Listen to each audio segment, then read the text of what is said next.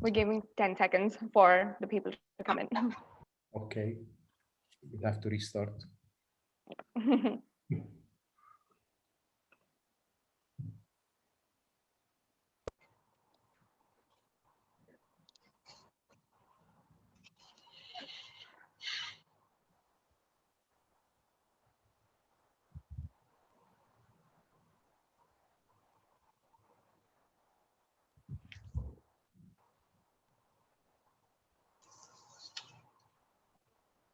Retail is retail is retail, with the fundamental relying totally on customer experience.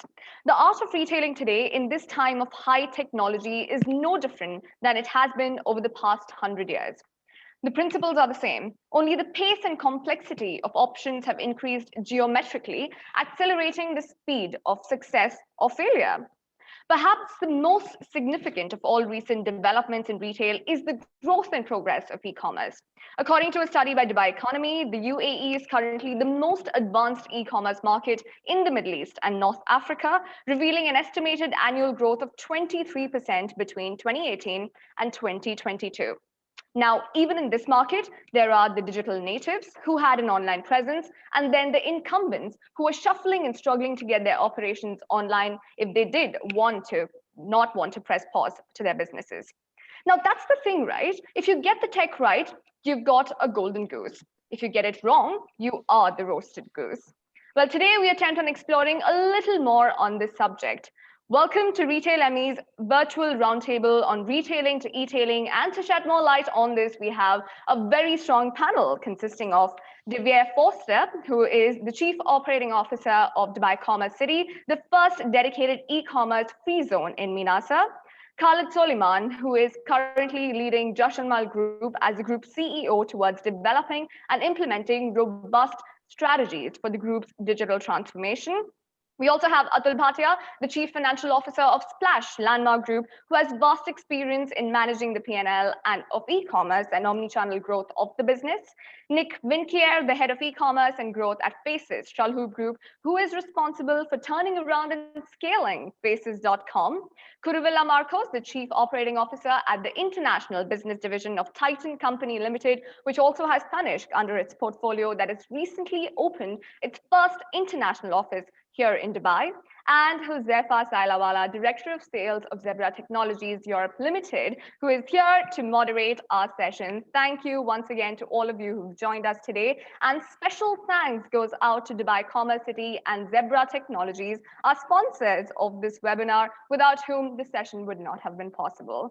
Well, to all the attendees, welcome yet again to our panel. Josefa, over to you now.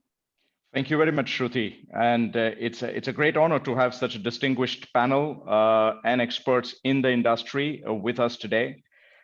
We have been living in interesting times, and I think last 1 year, if any indication, was about the rapid changes that happen in the retail landscape. A lot of things changed, but everything changes around the way our customer shops and the way our customer behaves. We have seen the emergence of e-commerce. We have seen the surge in online. But what is constant is the changing behavior of the customer. And that's the theme that we will be discussing today in our webinar. Before we get into that discussion, let me pull up a study that Zebra Technologies did, a shopper study in 2021 at the beginning of the year, and some interesting statistics that came out of it. So if you look at the statistics that are presented on the screen, what's interesting is to look at how the customers are leveraging both the channels, which is online and in-store, in terms of looking at either product selection, price availability, product availability, and look at where they are craving for convenience. And a majority of them want to get in and out as quickly as possible. They prefer shopping with online retailers who also have brick and mortar for their convenience, and where retailers can facilitate easy returns. And all of these have to be enabled and fast-tracked with the help of technologies. So what we wanted to do is, before we start into the panel discussion, we have a small poll, which will take you less than 2 seconds to click. If you would like to know more about emerging technologies in retail, please answer that poll. You can reply by clicking yes or no, and we will give you 10 seconds to do that.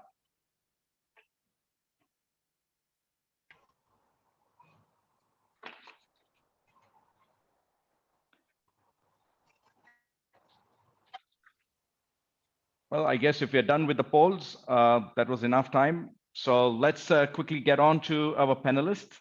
The theme of our discussion is going to be first to identify the consumer behavior changes that we have seen during these times, right?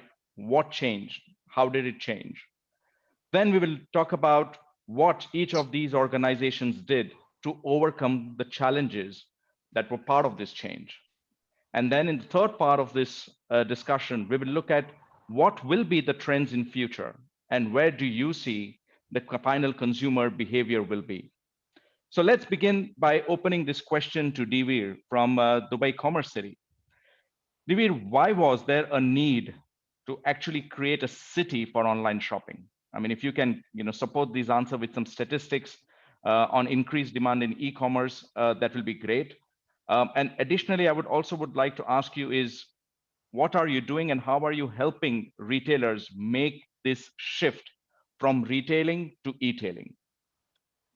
Well, thank you very much. First of all, good afternoon, everyone. It gives me great pleasure to be part of this webinar and panel discussion today. I think I want to start back in 2015 when DAFSA was studying sectors for a new upcoming free zone. And e-commerce was one of those leading choices given to the then forecast for an online retail market growth in the region to reach $26 billion by 2022. It's then when we initiated the build of the city for online shopping in line with the overall Dubai's vision to become a hub for e-commerce. So from then to now, the numbers have actually changed dramatically. And I think it's all because of the pandemic. And you can clearly see that the change in consumer behavior and increased e-commerce demand has come from where online sales in the entire MENA region is now expected to reach just short of $50 billion by the end of next year. Now that's nearly double the revenue that was forecasted back in 2015 and significantly up from the 26.9 billion of 2018. Now, consumers, as you rightly said, are rapidly moving to spending online, and that's whether by desire or by necessity. Brands are increasingly shifting to a direct-to-consumer business model, and we're experiencing huge growth in the demand and sales. Now, moving on to how we are helping businesses shift from retailing to e-tailing. This will be with our expertise, knowledge, and experience in this field. I'm building a team around me that are well-versed and experienced in e-commerce. Personally, I've been in e-commerce for over 20 years, working for some of the global leading retailers in the field, such as Best Buy and Dixons in consumer electricals, Central Retail Group in Thailand, in department stores, and Al Shaya and Al Fatain here in this region in fashion and beauty. And during this time, I've taken their core retail businesses online and built capabilities in 5 key areas, including technology development, online trading and merchandising, logistics and order fulfillment, customer support, marketing and localization. Now, not all businesses have these capabilities in-house, and I really struggled in this area and in Thailand trying to get resources, and they look for support. So businesses are looking for support in these areas. They're conscious of this growing need. The city for online shopping, we call it Dubai CommerCity, is built to fill this gap by providing and enabling an e-commerce ecosystem that can support businesses with these capability areas. Now, I like to give the term to Dubai CommerCity as e-com in a box, where you not only get space for an office and warehouse to set up your business, but also the relevant support you need to take your business online. It strengthens Dubai's position as a leader in e-commerce by offering an all-encompassing and unique e-commerce ecosystem for businesses to run effectively and seamlessly. Other than completing the business setup and custom support, Dubai CommerCity also offers e-commerce strategy consulting, guidance on e-commerce regulations in the region, end-to-end logistics solutions inclusive of warehousing and last mile delivery, complete e-commerce platform solutions, digital marketing services, and other support services, including but not limited to the likes of photo studios, call centers, among others. Thank you, deVere. I think it's interesting. So e-com in a box it is, right? I mean, that eases out the process of a very complex task of actually setting up an online business. So I'm sure that will benefit a lot of our retailers in the region. Interesting statistics that you did give, and I did hear the figure saying $50 billion in online sales. Did I hear that correct, deVere? Correct. Right. So, and then you also spoke about the rise in the consumer spending online, right? So very clearly some big growth numbers there in terms of the spend of the consumer as well as the consumer behavior. So if I were to ask Atul, or sorry, let me first go to Khalid. Khalid, let me ask you this question is, did you see in your business the key differences, right? Pre and post-COVID landscape?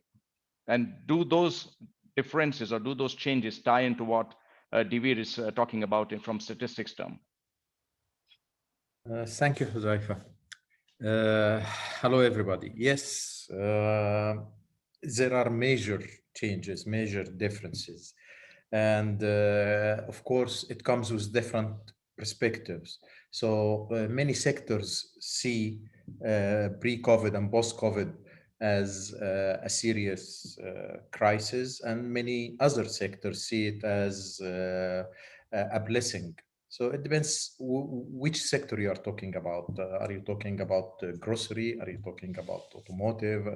So each sector has their own perspective. Nevertheless, if you talk about specifically what kind of changes happened pre and post, we have to see the changes coming with two different angles. So first angle are internal changes, which are organizational changes, and changes within the organization itself.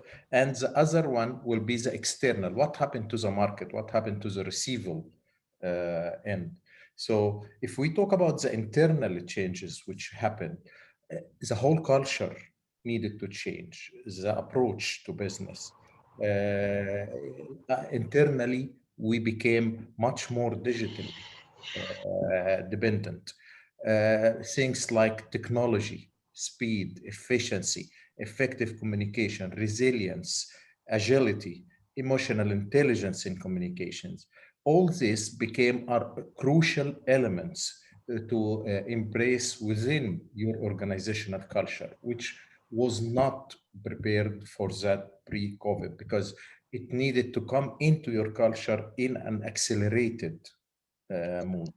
So that was a massive change, and organizations which are not flexible enough maybe will fail in embracing such a change.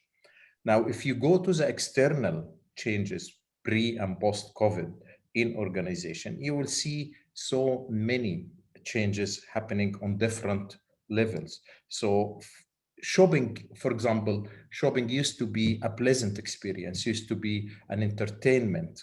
Now it's completely different. It needs to be, it is driven by the customer need. When the customer needs, they go and shop. So that's a change in the landscape.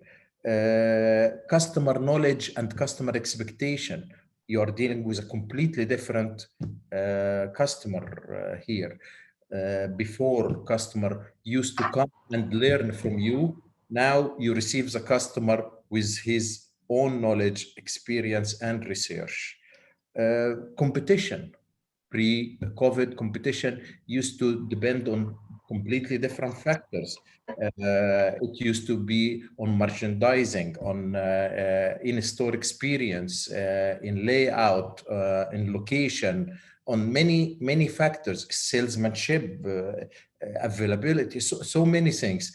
Now competition is completely different, and the criteria for competition online is a completely different ball game. Pre-COVID and post-COVID, again, power struggle between landlords in malls and retailers. The game changed. Before, landlords used to dictate and determine who's in the front, who's in the back, who's where. Now that is a different game. It's completely different. Retailers, they have a better chance of approaching directly without the need of interference of a third party in the whole relation. Value chain. Value chain was restructured due to the COVID. So now deliveries condition changed, last minute orders changed. So many areas in the value chain needed to be restructured or revisited. Any of these points, we can talk for much longer time about what happened to it and why it needed to change and where is it coming from and where is it going to. Each element of internal organizational change needs hours of discussions, but of course we are just touching from higher perspective, and in my view these are the key issues of change pre and post COVID. Thank you, Khalid. Very, very interesting perspective that you gave. I think towards the end of your conversation you spoke about value chain restructuring, right? But somewhere you also spoke about the change in the customer behavior, in the sense that the customer now is more informed, well informed, more knowledgeable when he is now approaching the retailer. So that requires internal change in terms of your staff's efficiency as well to deal with a more knowledgeable customer, right? Yes. And then you also said that flexibility is the key. So when these changes were happening, organizations that were not flexible enough did not make it or found it very difficult to change, right? Yep. So if I were to direct that question now to Atul, Atul, from Landmark and Splash perspective, how did you respond to this drastically changing customer demands and behavior?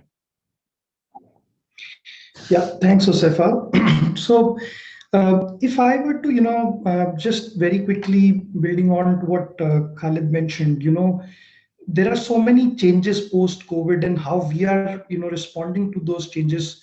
The starting point for us as a business was to understand what are these changes, how is consumer changing. We observed a very interesting trend, which we believe it played out on a global level. Was there was a new categorization which emerged in the world of e-com or in the world of retail, which was home versus non-home. So I don't think so these categorizations existed before, but anything that you can consume while being at home, those were the categories which saw some surge during COVID. Now this ranges from, you play video games at home, we play with our kids at home. There is a different type of, the garments that, or like, let's say what you wear at home is very different from what you'll wear when you're going out, socializing and stuff like that. So what is it that consumer was consuming during COVID and to some extent even post-COVID? So in our case, like as an example, we have a very strong offering for our consumers in terms of loungewear, in terms of the, what you wear at home. So we started talking to our consumers, with that type of product offering, which was one big thing that played out. Second big thing that, played out was we saw, and this trend has been playing out for the last few years, but we saw there was a renewed focus and, surge in this trend is on sustainability. So, COVID taught us that, it's very important to be aligned or in sync with nature. A lot of activities, and especially being in the fashion world, a lot of activities that we are doing, sometimes, they harm Mother Planet. Journey in 70% plus of the garments that we produce are sustainably sourced with sustainable technologies, and we're trying to see how the whole value chain can be made sustainable. The third trend that we observed in consumers was move towards value. When we say value, we don't only measure it in terms of price. the price can be same, but what are you getting within that value? So we started using a lot of new technologies in our garments. Garments became a bit more biodegradable. The paper tags that we use on our garments, they were not harming the forest, because paper is produced from the forest. So we saw a lot of these trends playing out, and some of these trends we were already working towards, and COVID just made us realize that the renewed focus or the importance of some of these trends which was playing out. And as a business, I feel we've moved much faster on that. And one last thing, which is the obvious trend, is the customers migration towards more digital, more omni-channel. A lot of people are talking about more e-com, but it's a merging of the two spaces, physical and digital. Today, when you see people shopping in the stores, in the physical retail, you will see a lot of people have apps in their hand, and they're comparing prices, they keep the apps open in front of them, and so it's in the retail world, there is physical, the digital is playing a lot of role. In the digital world, even retail is playing a lot of role, because we have click and collect. People are shopping online but collecting from the stores. So how, as a business, how do we respond, or we be ready in our service offering to cater to these consumer demands? These are the 3-4 areas where we as business have played a part. Thank you, Atul, for that. Very, very encouraging to note about the sustainability initiative, right? I mean, in all the things that we do try to address, I think this is a global problem and a global phenomenon which everybody is trying to address. So it's very, very good to note the steps taken by your group around driving the sustainability initiative. So towards the end of your discussion, you did speak about customer migration to omni-channel, right? So it's just not about moving from brick and mortar to online. This is actually omni-channel, physical and digital coming together. And if I move the next question to Nick at Shalhoub, I think that's what Shalhoub has launched as an initiative, and Nick is driving that initiative. So Nick, if I were to ask you, how was your experience onboarding and building trust with the first-time online shoppers at Shalhoub? First and foremost, thank you so much for having me here. I'm very excited to be a part of this great panel. I think it's a great question, because the word trust is super important. If you look at online or offline, it's basically the same. A shopper is a shopper, and we want to add value to a person's life. And there's 3 important areas, which you already showed before. On the one hand, you have availability. You need to have the product. On the other hand, there's transparency or information that a consumer has. So you need to make sure that you offer that to the customer. And on the other hand, number 3, you see a need of convenience. So if people want to be entertained, they go to a mall, they sit at home, they want to shop the comfort of their home, so that the basic needs don't change. So you go to a store because there's perfect products that you like, or you shop online because there's tens of thousands of products available to you. So those three needs, availability, information, and convenience, have to be there. And I think for us it was super important to nail these 3 domains, which we call in the platform, before scaling anything that is on top of the funnel. I've been a consultant before I joined Shalhoub Group for many years, and most of the companies fall into a trap of going super hard in marketing and performance marketing and advertising and bringing more traffic to the website and more word of mouth, influencers, and so on and so forth.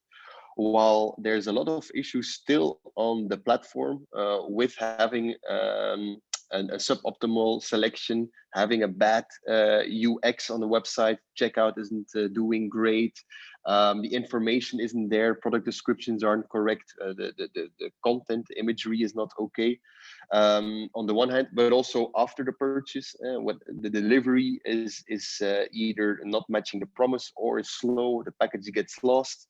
So those things are super important to nail.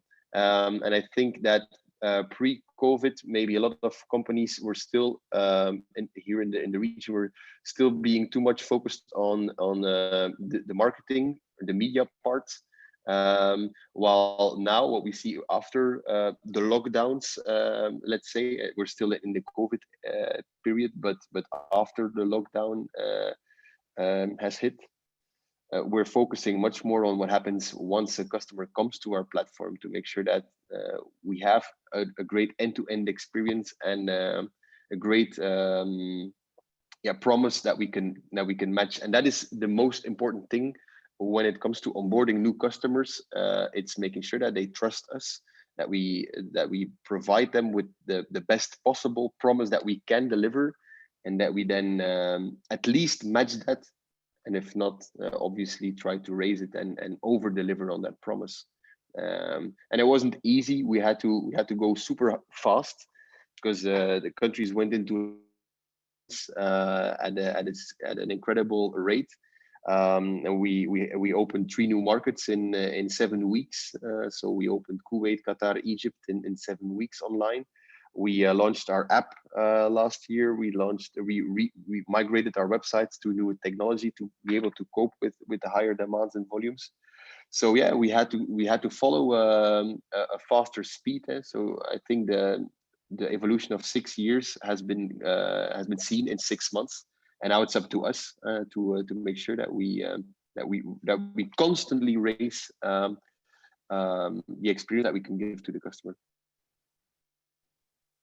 Thank you, Nick. Well summarized. That was 6 years of experience, fast-tracked in 6 months' time, as you accelerated towards driving this change. You spoke about platform maturity, right? You spoke about, how companies focused on the media angle, on the marketing angle, trying to bring customers towards online buying and make their online presence felt. But according to you, there are platforms which unfortunately were short of expectation in terms of what customers were looking forward to as their experience shopping online. So if I were to take my next question to Dini, Dini, there is a trend now. So everybody's online, and we spoke about it earlier as well. And you have a view on online discovery versus online buying, right? So is this a trend that you see that is accelerating during this pandemic?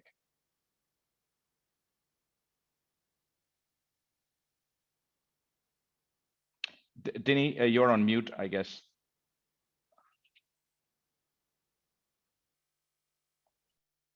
Sorry, I was on mute. So thanks, Josefa, and good afternoon, everyone. Lovely to be on this panel. So Titan is a lifestyle company. We're present in multiple businesses, and that gives us a vantage point in terms of seeing how consumers behave across different categories. And one of the more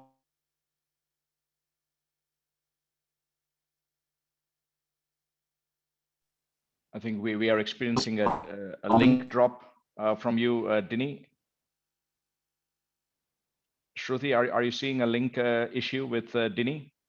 Things that gets talked about, for instance, where Yes, only about just 25%.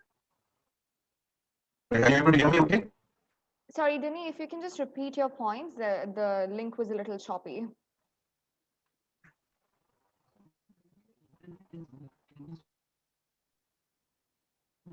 So Josefa, maybe. Okay, so let me repeat what I'm saying. Are you across our different business from online, and we have.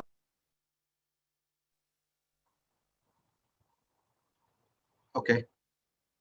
Dini, we are experiencing problems listening to you at this point in time. I think there is a lag in your. Are you able to hear me now? Yes, very good, Dini. Go ahead. Okay, so what I was saying is that most companies or most businesses look at the percentage of online sales, and usually, in a business like jewelry, very little actually happens in terms of the actual online sale. For us, it's about 1% or less than 1%. 99% of our sales in jewelry happens physically. But in categories like watches and in categories like fragrances, we have as much as 25% of our sales coming from online channels, e-commerce. But discovery happens online. And even in a category like jewelry, when we before the pandemic polled our customers, what we found is that a good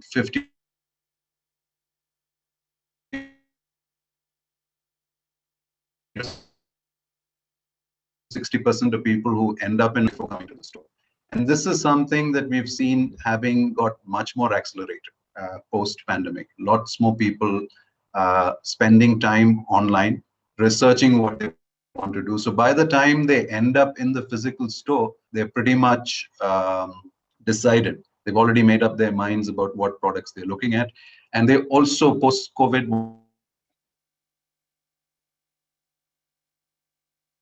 want to reduce the time they spend in a store physically. So let's say jewelry shopping experience in a store, whereas here now with a lot of your research done ahead of time, what we figured out about this,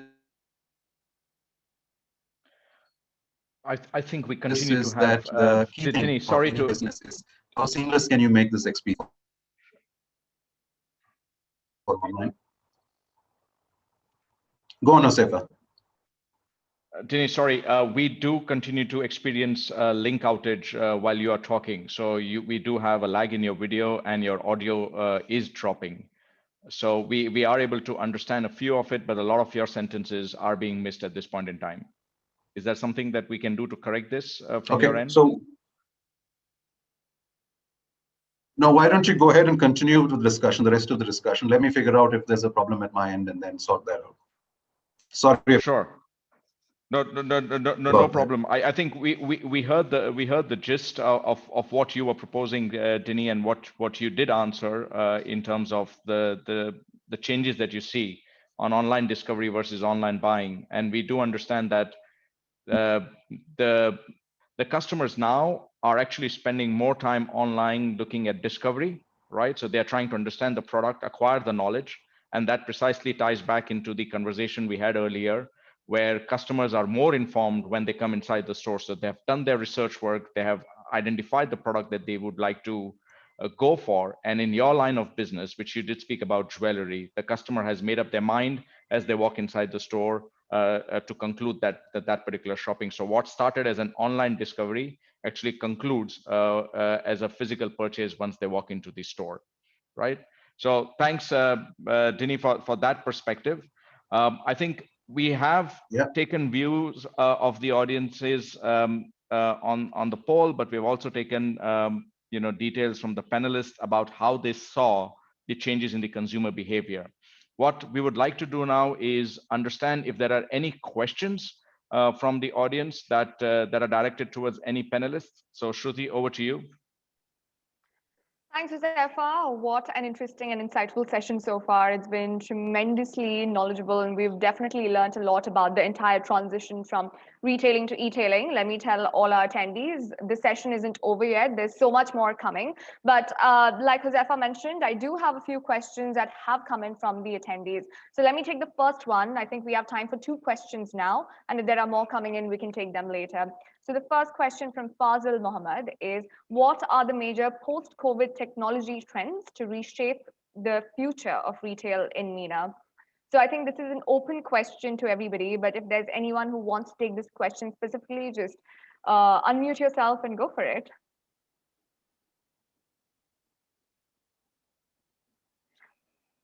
Khalid, are you talking? Do you want to unmute yourself?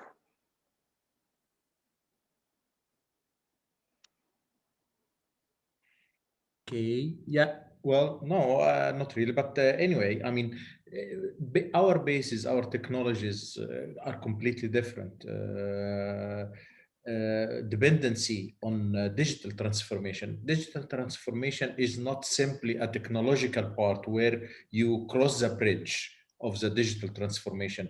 It is something you bring into the organization and change your culture accordingly. So technology is a key part of the e-tailing, and an investment needs to be done. But what's more also important in the e-tailing is to filter through the organization and change the way we adopt such technology. Many new indicators, many new terms we are now using, like CX, SEO, A/B testing, CPC. All these things are now new technological terms which we use from our online versus offline, where we never used those in our terms. Conversion rate was there, but conversion rate meaning in offline business is different than conversion rate in the online business. So technology has a serious impact on our business, but I see the culture shift is far more effective and more important to incorporate with the technology. It's about how deep you take the technology into your culture. It's not about what kind of technology you adopted only. Sure.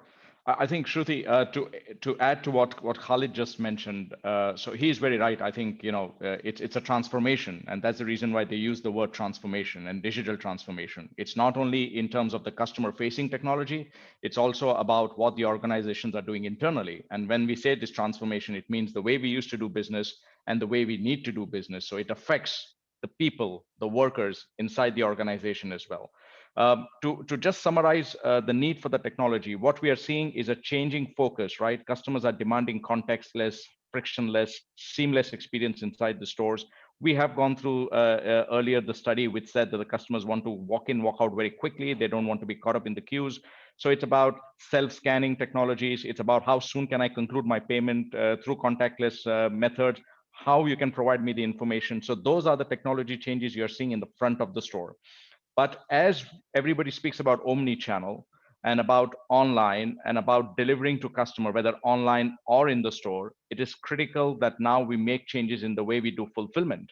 So at the back of the store, the fulfillment angle is also going through a technology evolution, right? So the traditional methods of inventory taking, stock taking, which would give me visibility to my inventory to bring in the front of the floor, or has now changed because the need to make the inventory visible to customers online means that I need to have accurate position of my inventory. So introduction of technologies like RFID, for example, to do inventory count is something that is we are seeing an increasing surge in those technologies. And then you move back into warehouses, which are possibly becoming fulfillment centers as more and more companies turn online. It's about how do you move the traditional ways of picking and automate them, semi-automate them with the introduction of robots, with the introduction of artificial intelligence or virtual reality solutions is where the technology landscape is moving. But tying all of these things together is the analytics bit. And earlier, everybody was looking at data. Data mining has become very important now, which means all the information that I'm collecting about what's on my shelf, what is the status of the product online, is it available inside my warehouse? Have I triggered an order back to the supply chain to get a particular consignment for a customer? Needs a lot of automation, needs visibility of data so that automated actions can be triggered. So analytics, and if we take it further, prescriptive analytics, where machines are intelligent enough to understand the data that they're seeing and are able to direct actions out of it, is what is the emerging trend in terms of technology. So I hope that answers the question. I'm sure it does, Josefa. It was actually very interesting that you mentioned this. I was just having a conversation with Ashish Punjabi recently, and he was talking about robots could be very well be store staff right now, because the way loyalty happens right now is in a lot of the cases is you present your loyalty card at the end of your entire customer journey after the whole purchase, etc. is made. But with robots being right at the beginning of that journey, so the loyalty process takes place as soon as a customer walks in. So the whole order is changing, and it could be a game changer in the industry. But questions are flowing in. I'll just take one more from our audience. The name is Number One. Number One, please tell us what your name is later at the end of the session. But let me read out the question. I believe also one of the key questions since COVID is stock management, how to make sure you manage to sell your existing stock and not just by applying discounts. Retailers need to be able to save their margin and their investment. So behind the e-commerce, the way omni-channel technologies and stock KPIs are defined. So that is a question. And I think If there's anyone who wants to answer that question, you can please take the question here. Khalid, you again. I can go for that. Well, stock has always been an issue. Stock management and slow-moving items has always been a serious issue for crisis management. COVID is a crisis, and COVID is an issue which needed to manage, and it changed all our forecasts, all our business forecasts, and all our business expectations, which results either piling up stocks or draining stocks. It depends upon the product you are dealing with.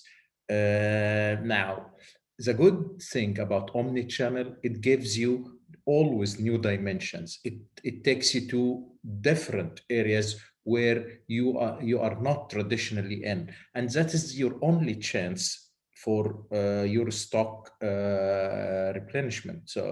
Replenishment.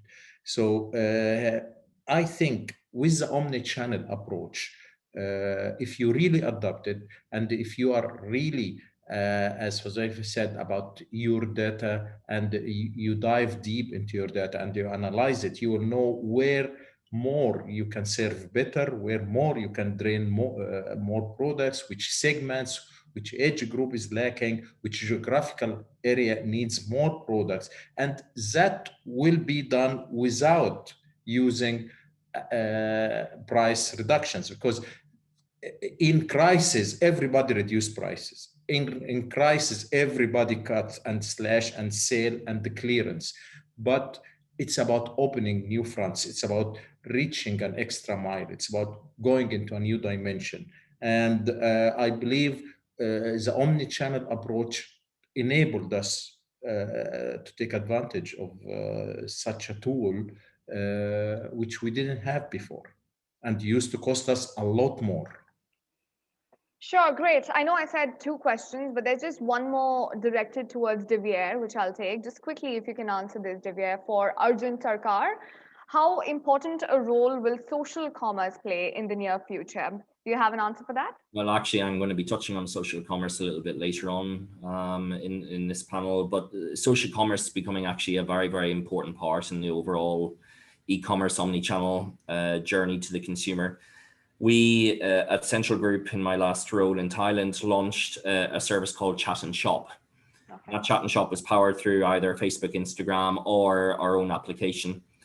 Really, what social commerce allows you to do is to bring the offline experience online, because no matter how good an online store gets in terms of features and functionality, you can't actually bring that in-store interaction onto an online store.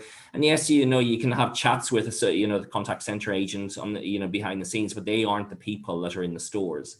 So social commerce allows you to open up to the store associates in store to have that interaction, be it either through recommendations or Q&A. It's that kind of two-way conversation that you can have and you can achieve through social commerce that you simply can't achieve through an online store. So I think it will become a very, very important part and additional feature to e-commerce and omnichannel retailing in the future. Great, thanks so much, deVere. From the questions that have been coming in and the traction we're getting online, we know that a lot of retailers are tuning in right now, and they are trying to learn as much as they can from this hour-and-a-half-long session. Josefa, over to you now for the second session of the panel. So you can share more details, and the panelists can give us more insights on this ever-evolving industry. Thank you, Shruti. I think, the second discussion, the second part of the discussion was focused around overcoming challenges. And, 2 of the questions from the 3 that you asked actually got answers out to or hints towards that. I think going back to Khalid, Khalid, we spoke about how online has been overwhelming, right? We spoke about organizations that were not flexible, had to bend out, had to move out, and it was overwhelming experience. Now, when we look at the challenges that the surge brought to us as retailers, one of the things was supply chain. So how did you overcome the challenges in your supply chain as you dealt with this new way of doing business? Yeah, of course. It is overwhelming, yes, but again, it is more of an eye-opener for us.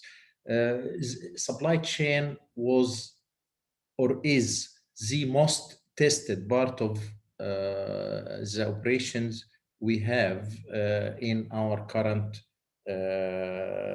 new business approach post-COVID. Supply chain, the serious challenge they faced is it used to traditionally serve the offline business, which we all built an efficient supply chain system to serve the offline in-store experience. And suddenly now it is serving omni-channels, it's serving everything. And that's a major shift in our capabilities. So as you mentioned, you need to do serious investments in your in warehouse technologies and utilization and efficiencies, and externally in your agreements, in your arrangements, and in your value adding process. But from where I sit in the organization, I see key issues you need always to monitor in your supply chain. And I would simply say, and I'm sure Atul from his financial position will agree with the first one, which is cash flow. Cash flow is a key vital issue you need always to pay attention to, because stocks, warehouses, any investment you do in the supply chain hits your cash flow significantly. And the crisis comes with elements of stress to your cash flow. So if you are in a booming time because of the crisis, you need a serious working capital investments. If you are in a stagnation time because of based on the sector, then you need to manage your stocks, and it depends upon the sector you are serving. Time is your enemy, and you need to drain it, and you need to be creative about it, because provisions will eat your life. So cash flow is an issue you need always to manage in the supply chain.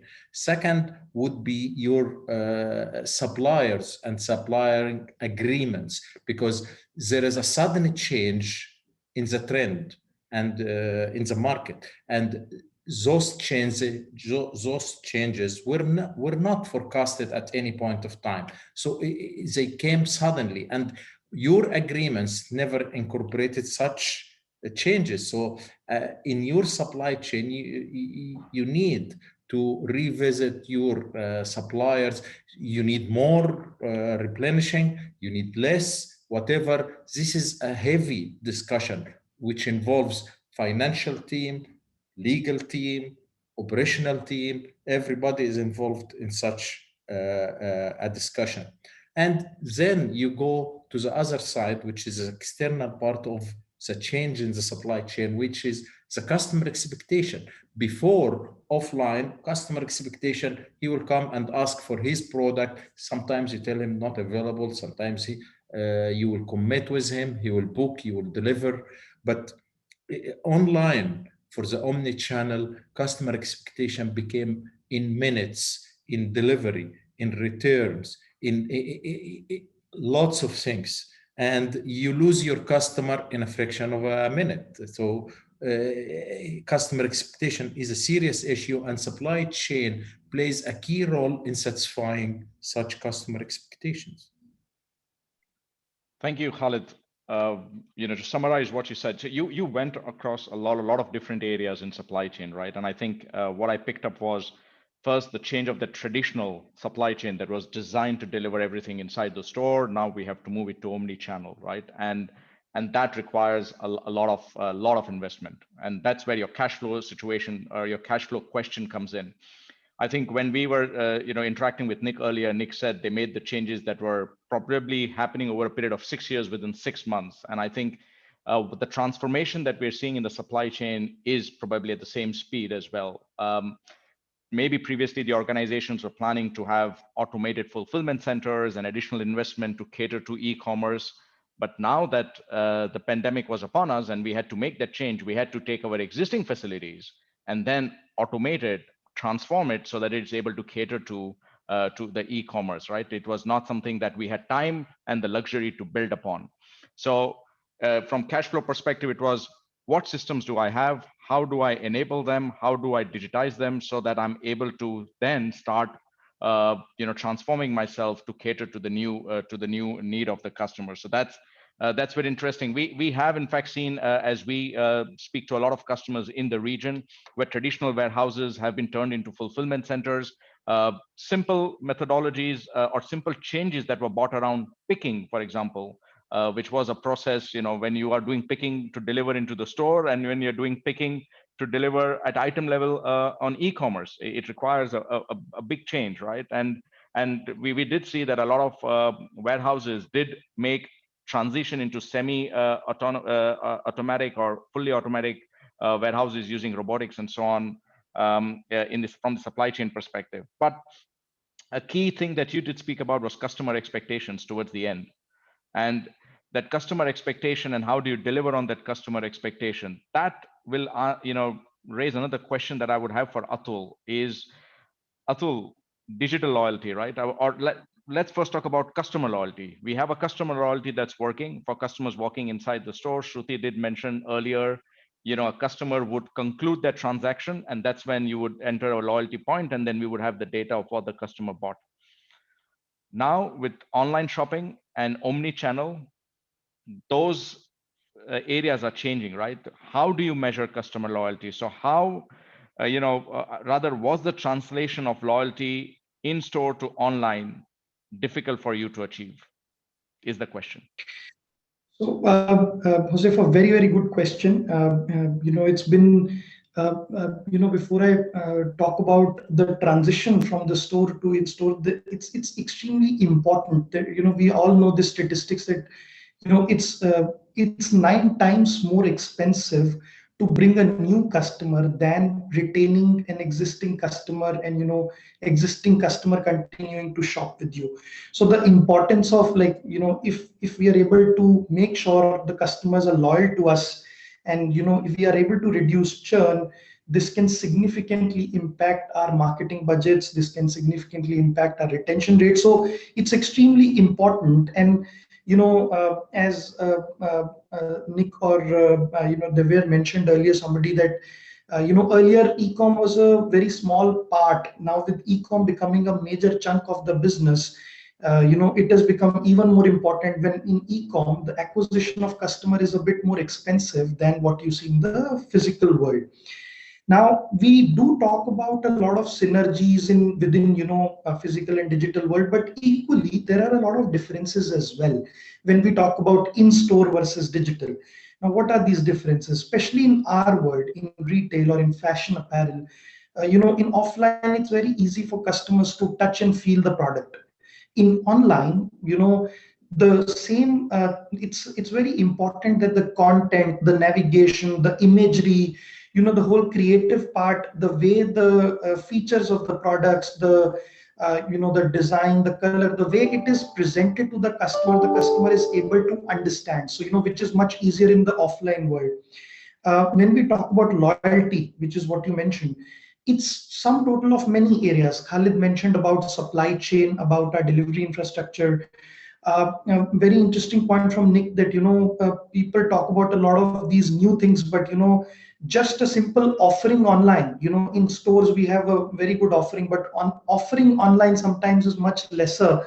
And just by changing that, we can significantly impact customer loyalty. So all in all, if you ask us, the work has to be done on all these areas, improving offering online, ensuring the product is represented well online, ensuring delivery infrastructure is well.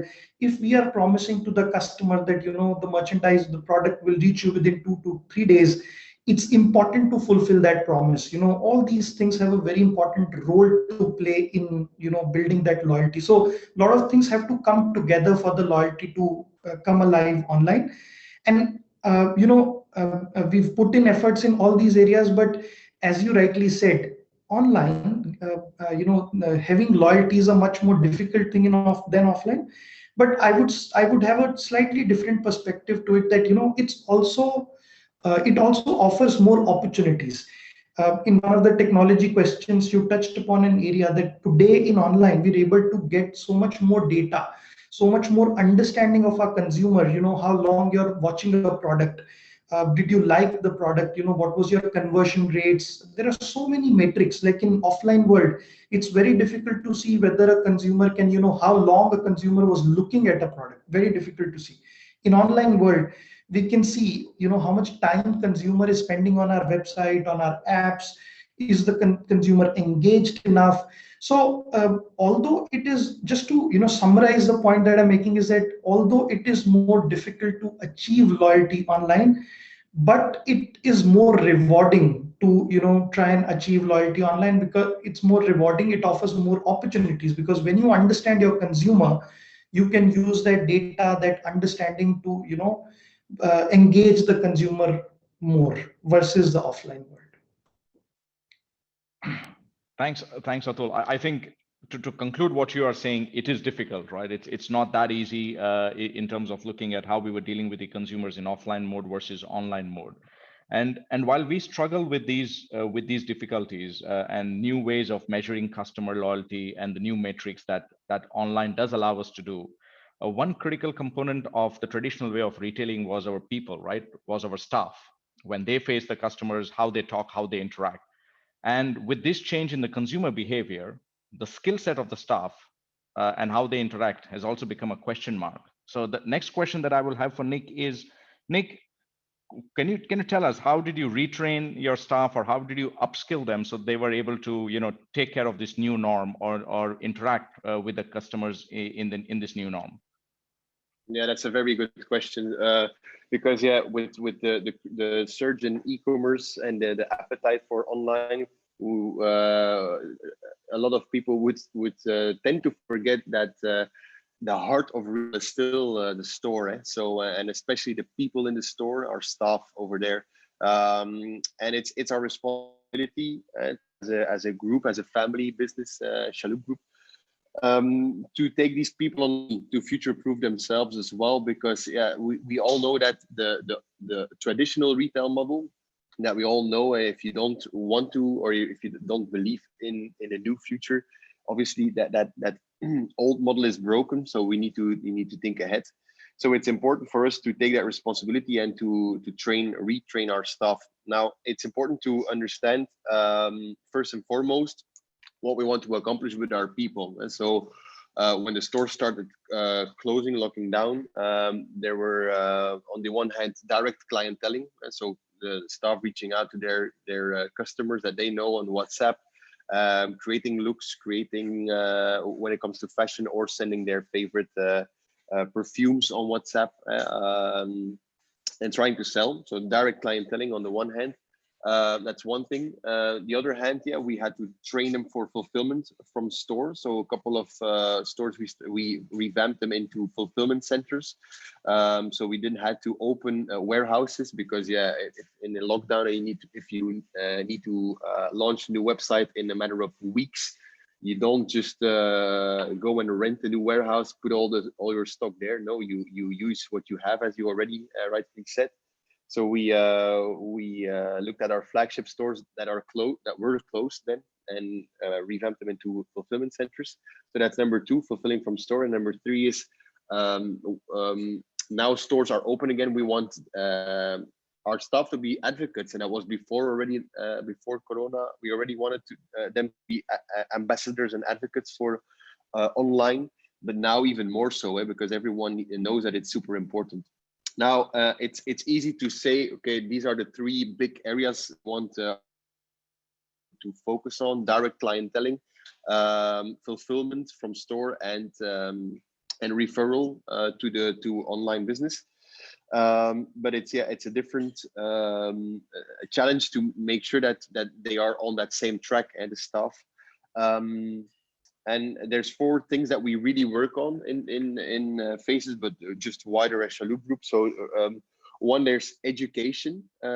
So we really train our people. We take a lot of pride in our Chalhoub Academy, where we really want to make sure that people understand what e-commerce is, why we do this, to listen to them, to listen to their questions, their concerns, and answer them in the best possible way. because a lot of times, yeah, we expect people to do something, but yeah, we don't give them the tools to do so. We don't provide them with the knowledge. So that's number one. Number two is constant communication and making sure that everything is on the same line. So consistent communication towards our staff, what we want to achieve, why we want to achieve it. This is our forecast. This is the target. This is the number that we're hitting. This is what you can do to optimize, and so on. Number three is remuneration. Obviously, there should be, if you want things to move. I've always been taught you need to have a stick and a carrot. So we have targets and we have bonuses, commissions where we work with, both for fulfillment from store and for sales driven from our staff. And then number four is iteration. So you can propose something. But with the growth hacking mindset, you start something, and after 4 weeks, you look at the results, you listen to the people, and you improve on that situation. Because sometimes you launch a new process which doesn't make sense, and by listening to the people and giving them a forum to vent, to give us the feedback, yeah, then that's great. So I think that's how we try to do it. So education, communication, remuneration, and iteration. Those are the 4 areas that we really want to, that we really work on with our staff to bring them in this journey of e-commerce and omni-channel, wider, but we need to take them in an e-commerce journey to create an omni-channel business. Right. No, thanks, Nick, for that insight. I think the founding stone here is the Shaloub Academy that possibly did assist your staff and your sales force to go through it. And interestingly, you did mention, I mean, thanks for sharing that information with us, that they got into direct clienteling using WhatsApp, right? So that's complete. That's more personalized way of reaching out to your customers for sure, and very interesting perspective on that. You did speak about somewhere about your flagship stores turning into fulfillment centers as well, right, during the pandemic, because there was a shutdown, and then you had to find a way of how fast you could turn around, looking at the new norm. So you did bring those changes into your operations. So if I were to go to Dini, did you make any operational changes to meet the new demands, just like what we heard from Shaloub? Dini, you are on mute, Dini.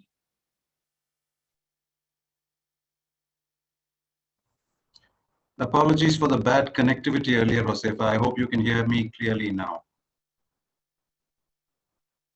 Okay, great. So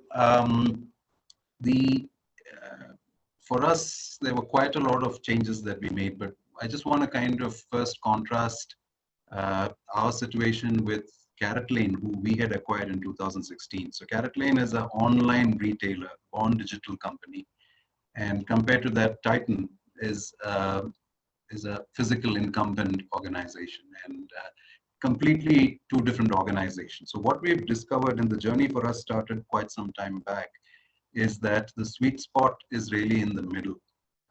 The digital guys have to acquire physical capabilities. Physical incumbents like us need to acquire digital capabilities. And what COVID has done is it's really accelerated this whole journey. The whole buying experience, the time spent online, all of that has dramatically changed. So for instance, we found that a lot of our store staff, after the stores reopened, post the lockdown periods, were idle because customers were simply not turning up in stores. So then one of the things that we did was use the CRM to start doing courtesy calls back to customers, checking in with them, saying, hey, we know that you're not able to come to the store. How are you guys doing? Are things okay? And just having a conversation, saying that we are around, and whenever you want to come, you can come in. And also encouraging customers to go online and start looking at products, right? So that whole aspect of assisted commerce, helping a customer figure out things and start to buy. So the sequence in a way was to get a customer to come onto your website, see the products that they like. We had robotic chat. We also built live chat, and now we've scaled up the live chat from about 5-6 people to 25 people. So there again, the fact that you have a agent who, like in the store, a store associate could assist you to buy something. The agent here figures out what you're looking for, and often searching online is bewildering. Sometimes when you have more choices, it makes it more difficult for the customer to find what they want. So offering a live chat, helping them narrow down their choices, and especially in our jewelry business, people want to see the products. So one of the things that we started was video calling from stores. So the stores were omni integrated. Now, once you've identified what products a customer is interested in, you locate the stores where the products are available, and then you schedule a video call between the customer and the store staff. And we even invested in light boxes, where the jewelry could be shown to the customer in a controlled way, because often on video calls, depending on connectivity, they're not the best ways to showcase jewelry products. So controlling that environment, showcasing the jewelry on a video call, and then if in many cases customers were convinced, they actually bought the product, we shipped it. So in fact, even shipping from India into the US, we did about $2 million worth of shipping to the US in the last 6 months. So people are actually buying products that are, sometimes in certain cases, $10,000. So interestingly, that's changed consumer behavior significantly. The other bit from an operation standpoint is, for instance, because we had to do video calls with the US customers, our operations went 24/7, because you were kind of not just doing it India time, we were doing it US time as well. So in many of these ways, I mean, Omni, the video analytics that Atul touched upon, I'm sorry, the analytics that Atul touched upon, retraining employees, that Nick spoke about, and what they did in Shalom. A lot of these aspects, I think, were very, very significant even for us. So the fundamental thing is that the whole pace of digital transformation is just simply accelerated. And I think that's a great thing. I think the choices for consumers, the options for consumers, and the ability to complete the consumer purchase journey either online or physically, depending on what's convenient for you, is what probably the pandemic has changed forever. Right. Thanks, Dini. You used a very interesting term there, right? It's a middle ground that you spoke about, where a traditional brick and mortar player needs some elements of the online, and the online player needs some elements of the brick and mortar. And that's where you are seeing maybe acquisitions, merger and acquisitions being driven to marry both of these best practices. No, thanks for sharing that information. I think it's interesting to see how you have used robotic chats, and then you did speak about that you saw the increase in live chats, and then you had to upscale your infrastructure to be able to cope up with the live chats as well while your customers interacted with you online. So if I go to the CommerCity, to deVere, so we heard everybody speaking about omni-channel, right? And everybody's doing their bit to, based on their understanding of what their customer wants, what are the best practices available, and then make that transition.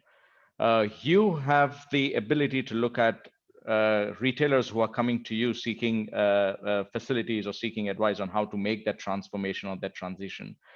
How many of them are getting it right? Seifa, I'm super happy you've asked this question to me, as it's where a lot of my passion in e-commerce over the last 20 years has been spent in the majority of retailers and trying to develop omni-channel capabilities in the retail organizations I've worked for. Look, we know consumer shopping behavior is changing. It's no more the inside of the store where the customer makes the purchase decision. It's at every touch point where the customer can reach the brand, check prices, compare the products, interact with the brands, read customer reviews before making the actual purchase. Either that by mobile app, by a website, through social media channels, or in store, in the actual physical store itself. This requires retailers' availability everywhere, along with ensuring consistent experience across all channels. Now, bizarrely, some believe delivering basic omnichannel features such as click and collect is all that's required to deliver omnichannel experience. And I believe this is very, very far from the truth. I think customers expect the following from our physical retailers today. One is to able to check store availability ahead of their visit to the store, so at least they know the product is available to purchase. So it's not a wasted journey. They can simply go online, check the real-time stock availability of that individual SKU or SKUs in the store. They can see it online, and then they can go to the store knowing it's in stock. Also, it's to able for the customer to be able to return an online store or an online order to a store for an instant exchange or refund, not simply dropping that online order off in the store and then for it to be processed and refunded days or indeed weeks later. I've seen this situation myself where, I've placed an online order, I've gone back to the retail store. Worst case is they say, I can't accept an online order. Back to the store, you need to send it back to an address. Or they will say they will accept it back, but it's taken 2, 3, 4 weeks later for the actual refund to finally come through. Third area is an ability for an order to be placed online, and you actually pay for it in store.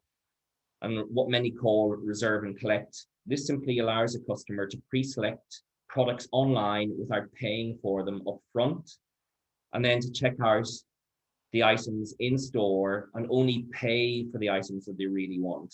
It's simply a bit like try and buy, particularly very, very important for fashion and even beauty. Not only physical retailers can offer this type of service, which is a USP over our pure play e-tailers. And then again, in store, customers expect to be able to place an order for an out of stock SKU or a non-range SKU, better known as e-ordering. Here, the online channel can support the physical store with full assortment catalog or an endless aisle, as is commonly known in retail. When a store associate can place an e-order on behalf of a customer, and the product can be delivered to their home or collected in store at a later date. Customers also look for additional channels to shop from outside of just the physical stores or the online store of that retailer. These additional channels come from shopping via social media channels. So, coming back to the question that Arjun asked earlier. So that's, shopping via social media channels such as Facebook and Instagram, to using instant messaging platforms such as WhatsApp and Messenger. These chat platforms allow for more personalized and personal shopping experience, where customers can interact with a salesperson asking for advice and recommendations, which is very akin to the experience they would receive in store. Then finally, using online tech in store to deliver solutions such as the smart changing room, displaying customer reviews, comparing products, which is very, very important in the likes of electricals, and then an ability to be able to scan and buy or self-checkout. So there's simply no need to go and queue at a checkout to pay for the items that you simply want to buy and take out of the store. Now, you asked how many are getting omnichannel right. I'd say on a global level, and in my humble opinion, there are very, very few. I think the likes of Apple, Best Buy, Burberry, and Zara do impress me. But I feel they are leading the way. But when you specifically look in this region, I have yet to walk into one physical store offering me this true holistic omni-channel experience that I have just described. Now, I'm going to be quite direct. Retailers have become great at multi-channel. But if retailers want to recruit new customers and hold on to their current customer base into the future, I really believe they need to start executing their omni-channel strategy now. Thank you, deVere. I think you have given an interesting perspective. Actually, you took names of possibly the best omnichannel practices that you do see. So you did name Apple, Best Buy, Zara as some good examples. But I think what you did mention is just by onboarding click and collect does not necessarily mean you've got omnichannel, right? So you're very right. I think everybody accelerated somehow to acquire click and collect platforms as part of their journey, but that does not mean you're omnichannel. And I think you've used the right word. You said that is multi-channel. Yeah. So you might be multi-channel, but in true sense, you're still far away from being omnichannel. Right. Got that point.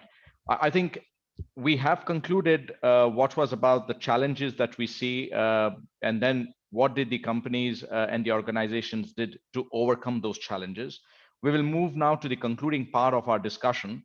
But before we get there, Shruti, do we have time to take questions, or shall we take questions towards the end? Josefa, I think we can take questions at the end. We're almost at 1:30 now, and the discussion flow is great. So maybe at the end of the discussion, I'll take one more question. Okay, so in conscious of time, let's then look at concluding remarks now. Going back to you, deVere, the new age requirements in winning omni-channel, right? And how can Dubai CommerCity facilitate that? Your views, please. Yeah, well, look, following on from what I've just said, I strongly believe it's all about personalizing the customer experience and maintaining the same experience through every touch point. You know, customers engage with the brand, not with the channel, where the brand is present. And this is why personalized, consistent experience delivered by every channel will define the true omni-channel capability. If your in-store experience, for instance, is superior, but your brand fails to delight customers during the digital interactions, you are not winning at all fronts. Now, there are two game changers I see where retailers will win in the omnichannel space. First one is around retail staff will recognize their customers as they enter the store. And this would be through facial recognition or customer logins or geofencing through the mobile app. This will alert staff to their VIP or high spending customers that they've arrived in store, so they can then ensure that they receive a consistently good experience. And then the second area where I see game changers is around, again, coming back to personalization, personalized offers being sent direct to the customer's mobile upon arrival. I think here, customer purchase and behavioral data will be mined to deliver highly relevant offers and coupons that should drive higher conversions and higher spends from each of their customers in store. Now at Dubai CommerCity, our philosophy is to offer all our clients a complete e-commerce and omni-channel solution in a box. We are the enablers. We complete the entire business cycle setup for an e-commerce businesses and omni-channel retailers with all the value-added services that these businesses would require. As for instance, e-commerce and omni-channel strategy development, to online store setup, to web store management, to online trading and merchandising, warehouse logistics and last mile, to performance marketing and localization strategies. I think you can say Dubai CommerCity is your full service e-commerce and omni-channel partner, and you can outsource your digital commerce to us. Thank you, deVere. All the best to you as you offer these services to the customers in the region. I think I'll just pick up the clue of personalization from your concluding remarks and then direct my next question to Dini at Titan. Dini, customer demography, right, with the online surge. So from local to regional to international, your views on those trends, please. Thanks, Josefa. Demographics has been interesting. And the one thing that we are seeing is post-COVID, across all age groups, more people are come online. But the one definitive trend is people who are reluctant online buyers, let's say older people, segments that didn't really come online. Some of the, in certain parts of India, let's say rural areas, while some parts of India did shop online even before. So everybody who wasn't online earlier has started coming online. Another interesting aspect here is in most cases, there's a threshold point in most categories above which people hesitate to buy online. They prefer to come to a store and see the product. So typically, in different categories that ranges. Now, those thresholds have started to increase. And again, as you go up the age group, the middle age groups were the ones who had the buying power and who were relatively comfortable online. But again, as you go down to a younger demographic, they were earlier not buying products above a certain price point online. They've now started to do that. So this is one aspect. Another interesting sort of sidelight that we've seen is that traditionally the Indian diaspora, when they return back to India, they used to shop for jewelry in India for products that are not available in their home markets, right? US consumers returning to India, especially in the November, December, January months, shop much more. Now we are seeing they've not been able to travel. So because travel has reduced, that demographic is buying much more online because what they had to earlier buy from a particular country, they're now resorting to buying that online. So these are some of the shifts that we are seeing. Interestingly, in Dubai, we are seeing more of a segment emerging, which is the self-purchasing woman. earlier they had. So again, that is a category that was very comfortable purchasing online. We are seeing a clear surge in their numbers, buying more products, and not necessarily being gifted products, but buying for themselves, celebrating their occasions. Maybe it's a promotion, maybe it's the birth of a child, but many more of them are looking online. So again, I think the moral of the story is that how do you identify these segments that have a higher propensity to buy online? How do you then create situations and the ability to showcase your products well to them and understand what might be the sticking points that each of these demographics have, because some of them have different friction elements in the whole purchase sequence. And how can you eliminate that friction to make the whole online and physical experience great for them? So that's our take on that, Josefa. Dini, thank you. An interesting point that I did make a note, which you did mention, is the profile of the elderly people, right?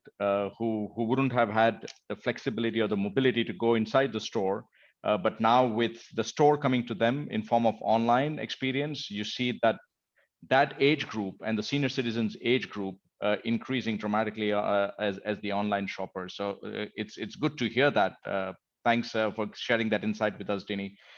To you, Khalid, none of us have a crystal ball here to stare at what the future looks like, right? What is your take on the changing customer behavior, and where do you think this shift is going to become stable or constant moving forward? Well, that's a big question. It's a very big question, and everybody is very busy looking into that. Jashimal is over 100 years old retailer, and we were very strong in whatever we did. We survived 100 years plus, so we know how customers used to behave. Customer loyalty were second to none for us. We knew how customer loyalty is. So we managed to stay in a very strong approach to our customers and very close to them. Know what they think about, know what they want, know how they behave, and personal relation with their sales locations, virtual merchandising, everything you think about in the formula of the old way of doing business, we used to master. Now, with the new changes, here comes a new generation in store and offline. Online. So online, deVere talked a lot about critical issues which should come into our consideration to be able really to establish the new relation. So customer threshold for tolerance, I will use a threshold statement which Danny mentioned. That threshold for tolerance is completely different now. Customer tolerance is at his fingertip. So he flip your page, he move out of your site in no time. Before, when he comes to my store, it's not easy for him to leave unless we converted him into a purchase. But now, if you don't do a completely different game to retain him on your platform, that will be an issue. So that tolerance for the customer is a critical issue in the customer behavior, which is changing significantly. Second thing would be customer knowledge and expectation. Customer knowledge, it is not the same customer we are dealing with. Customer used to come to learn more from our store. Especially in when it comes to products which require some technical advice, some knowledge. So we used to educate customers in our stores. We used to add to his knowledge, and then we used to induct him into the product and close the deal. But now the customer comes to your website and he's very knowledgeable about everything. He did his homework and he expects a precise performance and the precise fulfillment and deliverables. And you need to meet all that. So that's a major, again, change in his behavior. Sustainability is, Atul did talk about sustainability in his organization, and it's a new trend which we all need to embrace into our culture, into our products, into our offering, because it is a key issue in the customer expectation, and they always talk about it, and they expect us to deliver a sustainable product. I have to say, not all customers are happy with those changes. So all generation, when we presented our new generation stores, which is more of present a more digital transformation offering into our store. So it's a combination between offline and online. Our old loyal customers were not happy because the real feel of the product is not coming into the new digital store, and that was not really well perceived by them. So we need to consider that we have different impressions from our customers. We need to retain and keep our old customers happy, not old in age, but old in loyalty, and deliver what they used to get and address the new changes in the customer behavior. Now, the last thing I will touch on, watch out list for customer change in behavior, customer reviews. Now, it is a critical issue. Before, customer reviews didn't exist. Now, you buy your new product through maybe customer reviews. You check your customer reviews, you see different experience, and you list them, and you see the rating. And all this engine didn't exist before. And the customers, they have a very strong tool in their hand dealing with you. They didn't have it before. Some customer overuse it, some customer abuse it, some customer really use it. But it is up to you to ensure that this is well positioned and this is working for your advantage, not against you. So that is a huge change in your culture to ensure that those customer reviews are highly rated and attended to. So that's a major change in your internal culture, in your responsiveness and how you address, how you talk about it. Customers don't take normal general statements anymore. They want specific, to the point, a real solution. And if it's not effective, he will come back and hit you with a strong review. So you have to be very careful with this. These are the key from our perspective, watch out list items. Thank you, Khalid. Yes, we do. When personally for me, when I look out at a restaurant listing, and if I need to go and find a new food place that I need to go and visit, customer reviews do play an important role, right? We look at what the previous customers have said, and then we make that decision. So you're very right. It is important in the way your organization is profiled or represented in those reviews. And again, for you, it's a challenge. I mean, you have been into business for more than 5 decades, and as a traditional company making this change, it's a how do you continue? How do you continue to be present, and how do you continue to be relevant to the new generation of customers is going to be a very interesting journey, and we wish you all the best for that, Khalid.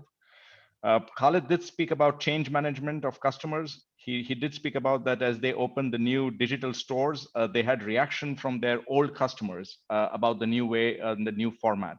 So Atul, if I were to ask you this digital transformation that we are making or that you are making and the tweaks, how are you accommodating the comfort and the convenience of your traditional customers? So yeah, Mustafa, so very important question because we all heard about this retail apocalypse globally. So many retail chains going bankrupt, and I was talking to some colleagues in the industry, and I heard a very interesting perspective. Somebody mentioned to me that only three types of retailers are surviving. And I heard that the one part is the retailers were very strong in offering a strong value proposition, the likes of Primark and other players. The second was the retailers which often offer very strong design, or the strong focus on product. We are all seeing the global luxury chains have actually thrived very well post pandemic. They've seen a surge. And the third part, which is related to what you asked, is the retailers which are offering comfort and convenience to their customers. So he said, if any of the retail chains is very strong in one of these three areas, then you have customers' attention. And those kind of retail chains are surviving. So and probably this is the only time and age where we are seeing consumers moving ahead of the pace at which businesses are offering them. It's like the consumer demands, or the convenience or the comfort that they're demanding is probably, the demands are way ahead of the pace at which businesses are adapting to it. If I answer, how we are changing and how we are offering that, deVere very nicely summarized a very comprehensive list of all the things that you need to be able to do to call yourself omni. And we are on that journey pretty much the way deVere described. And let's say some traditional areas like click and collect. When we talk about click and collect, it's not just about collecting from the stores. We work to increase the number of centers. I can just take a walk in the evening around my home, and 100 meters from here, I will be able to collect the shopping that I did on Splash app. So we have like hundreds of fulfillment centers, measuring the KPIs. Are we sending the right SMSs to the consumer? Are we communicating well to the consumer? When is the package reaching them? When are they collecting it? Are they having any issues in collecting it? So there's a lot of data that we are trying to capture around these areas to ensure consumer is getting that comfort, convenience, or visibility on what is happening to their packages. Endless aisle is running in our stores, where if you go in our stores and you don't find your preferred color or size, our staff will prompt you that we don't have it in the store. Can you want to shop online? You can just shop it there, and the package will reach you. We're talking about a lot of data, for personalization. We all know the global Stitch Fix model, when where they're sending some garments home to you. You trial it, and if you don't like it, you send it back, or if you like it, you keep it. So a lot of these new initiatives are coming within the world of retail to make it comforting or convenient for the consumers to shop. And a lot of these things we are piloting as well, and which is very critical today for retailers to have build a long-term sustainable brand. Thank you, Atul, for a lot of insights there in terms of what Splash at Landmark Group is doing. This merging of online and offline retail, and looking at a complete omni-channel package. If I were to just direct the last question now to Nick. Nick, you're already an expert in this, right? So you are looking at, and that's what you are tasked with at Shalhoub. What are the tried and tested examples that you could share with us about both these online and offline spaces coming together, and how they are successful? Thank you, Josefa. I'll keep it very short. I think it's very important to look at technology as a means to an end, and don't fall into the trap of looking into gimmicks. So obviously, with COVID right now, we see that digital store will be coming more and more to life, like a skin, in terms of beauty, a skincare analysis tool, virtual try-on, whether it's in store or in the app or on the website. But when we talk to our customers, they don't really care about that. It's all about customer intimacy.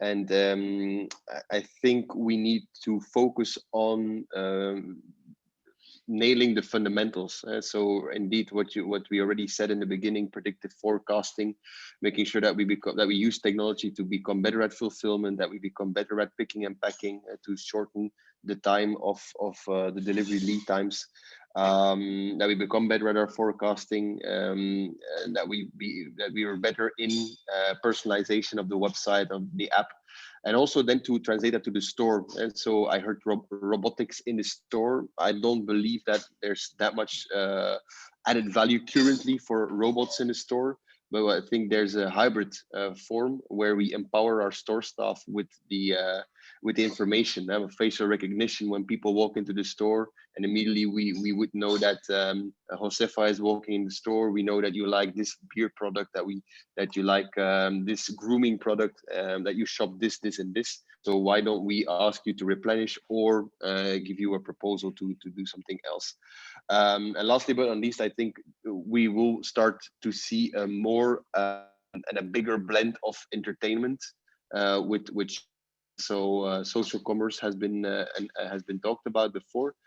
And I think that we are only at the beginning of this. So if we look at China and USA, it's very big there, live streaming and selling through live stream. I think that using store staff to empower them to go live and sell to their audience and to the wider audience will become very hot in 5 years. Sure. Thanks. Thank you, Nick, for those insights. I think you spoke about predictive forecasting, which is the use of the data and the data analytics now to drive the decisions that you need to make at a much faster pace. I think, I was visiting one art gallery which said that technology has outpaced the capability of the humans to keep up with it, right? So technology is really outpacing all of us. And, at Zebra Technologies, we are experiencing that as we work with retailers during this COVID times, helping them transform from traditional to omni-channel, whether it was about automating their stores for better customer experience, or helping them convert their warehouse into fulfillment centers, or helping them through supply chain optimization, inventory visibility solutions. We did realize it's a difficult task, but everybody has to depend now on the available technology. And the way the technology outpaced in the last 1 year is just amazing. I mean, the plans that we had with our customers to look at the transformation that would have taken shape 5 years from now happened and were operational in less than 6 months. Right? Absolutely, so that's the Josefa. trend that we have seen. Sorry for butting in here. It's just that we're running really short on time at this point. Shruti, we are done. So I was about to hand it over to you. Amazing. Just before we all leave, I need to take a few more questions. The first one is for deVere. deVere, this question is from Talal Ahmad. Should small and medium businesses venture into e-commerce? Is it a good time? And does Dubai CommerCity support such businesses, or is it only for the big players? No, look, we've been created to support everyone, small, medium, large. One of, having moved back to the region, one of the things I'm really very conscious of is domestic e-commerce within the GCC is very, very underrepresented. If you look at cross-border in terms of e-commerce is around 70-75%.